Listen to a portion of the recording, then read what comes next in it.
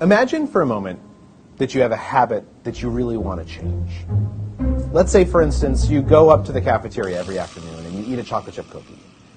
This habit has caused you to gain a little bit of weight.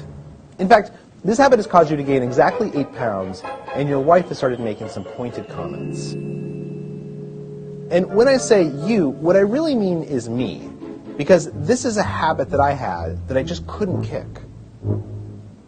To understand why that habit was so powerful and what it would take to change it, I had to learn how habits work. Every habit functions the same way.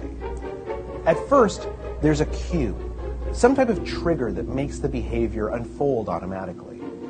Studies tell us that a cue can be a location, a time of day, a certain emotional state, other people, or just a pattern of behaviors that consistently triggers a certain routine.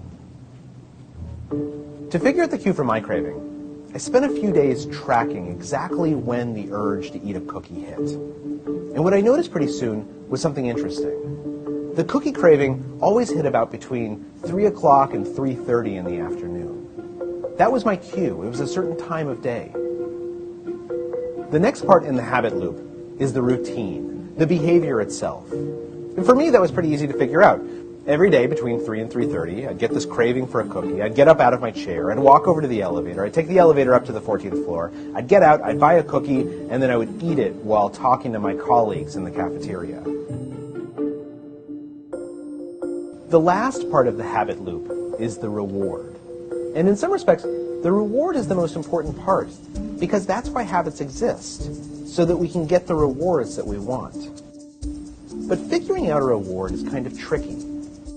To figure out what reward was driving my habit, I did a little bit of an experiment.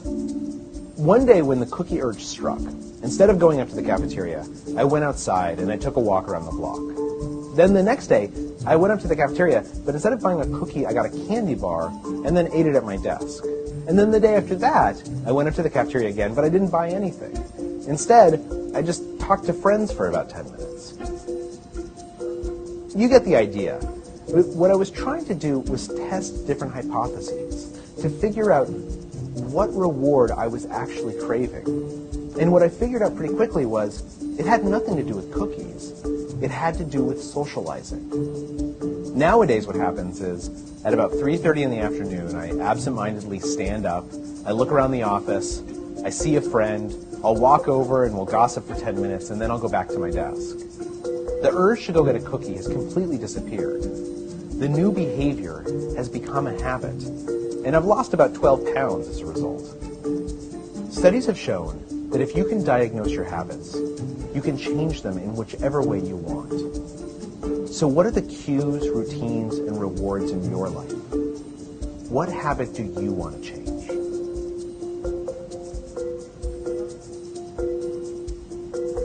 The power of habit. Why we do what we do in life and business.